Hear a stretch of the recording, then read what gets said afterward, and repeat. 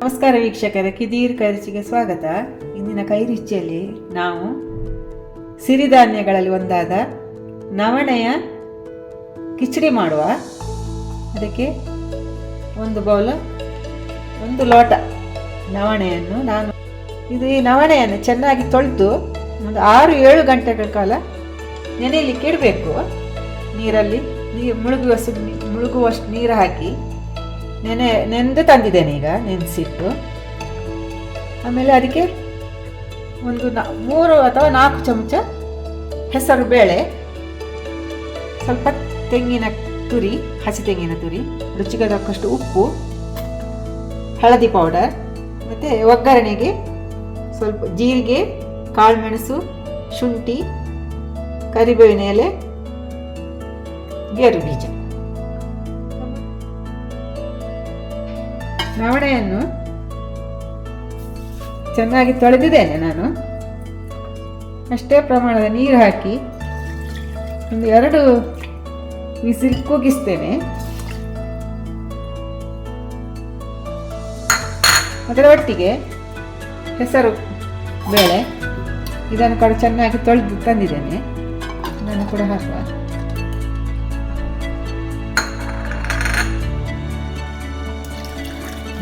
ಒಂದು ಲೋಟದಷ್ಟು ನೀರು ಹಾಕಿ ಕುಕ್ಕರಲ್ಲಿ ಒಂದು 2 ವಿಸಿಲ್ ಬೇಯಿಸುವ.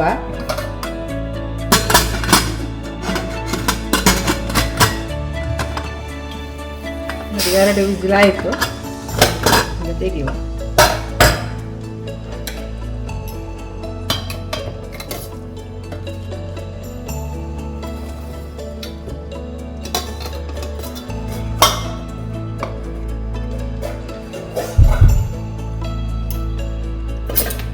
ಚೆನ್ನಾಗಿ ಬೆಂದಿದೆ ನೋಡಿ.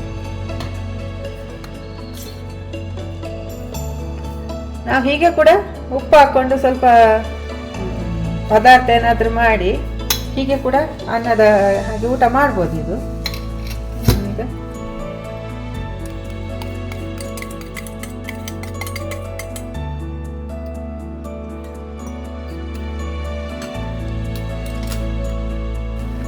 ಬೇಯಿಸಿದ ಹೆಸರು ಬೇಳೆ ಹಾಕ್ತಾ ಇದ್ದೇನೆ.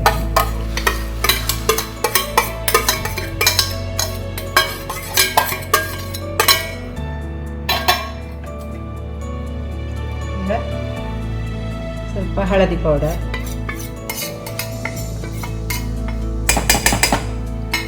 ಆಮೇಲೆ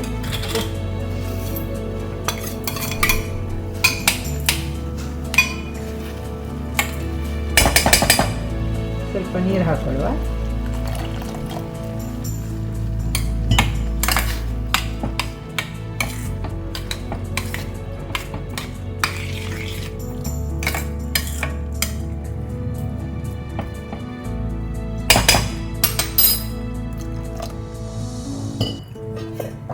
ಸ್ವಲ್ಪ ಬಾಯಿ ಮುಚ್ತೇನೆ. ಒಂದು 2-3 ನಿಮಿಷ ಬೇಯಲಿ. ಈಗ ಹಸಿದಿ ತೆಂಗಿನಕಾಯಿ ತಗೊಂಡಿದ್ದೇನೆ. ಇದನ್ನು ಚೆನ್ನಾಗಿ ಮಿಕ್ಸರ್ ಜಾರಲ್ಲಿ ರುಬ್ಬಿ ತರ್ತೇನೆ. ಇದು ಹಾಕಬೇಕಂತೇನಿಲ್ಲ. ಇದು ಸ್ವಲ್ಪ ಹಸಿ ತೆಂಗಿನಕಾಯಿ ನಾವು ಅರ್ಧ ಹಾಕಿದರೆ, ರುಬ್ಬಿ ಹಾಕಿದರೆ ತುಂಬ ನನಗೆ ರುಚಿ ಬರ್ತದೆ. ಹಾಗಾಗಿ ನಾನು ತೆಂಗಿನಕಾಯಿ ತಗೊಂಡಿದ್ದೇನೆ. ಇದನ್ನೀಗ ರುಬ್ಬಿ ತರ್ತೇನೆ.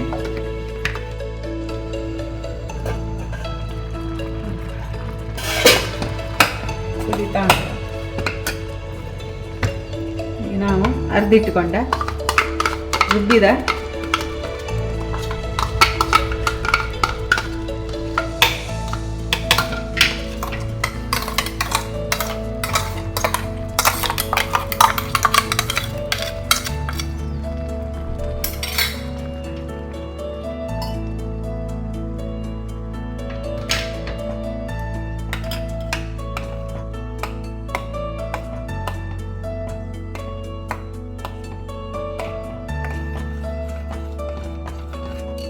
ಒಗ್ಗರಣೆ ಹಾಕುವ. ಸ್ವಲ್ಪ ತುಪ್ಪ ಹಾಕ್ತೇನೆ.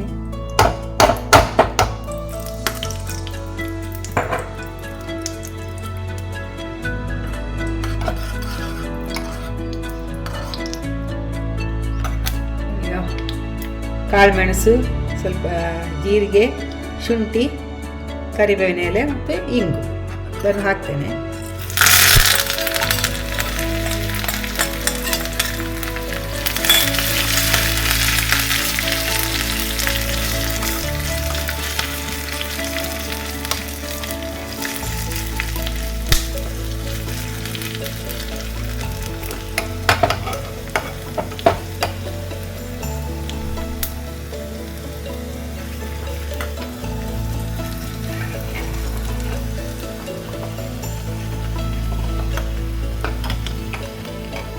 ಇದು ಆಯಿತು, ಕುದಿತ್ತು, ಬಂದ್ ಮಾಡ್ತೇನೆ.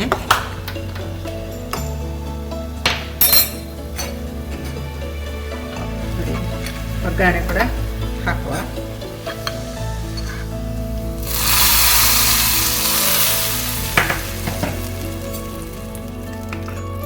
ಈಗ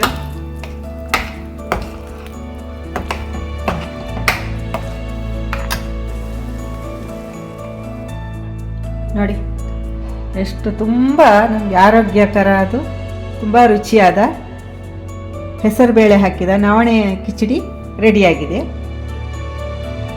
ಹೀಗೆ ನೀವೇ ಈ ಥರವೇ ಮನೆಯಲ್ಲಿ ಮಾಡಿ ನನಗೆ ಹೇಗೆ ಆಗಿದೆ ಅಂತ ಕಮೆಂಟ್ ಮೂಲಕ ತಿಳಿಸಿ.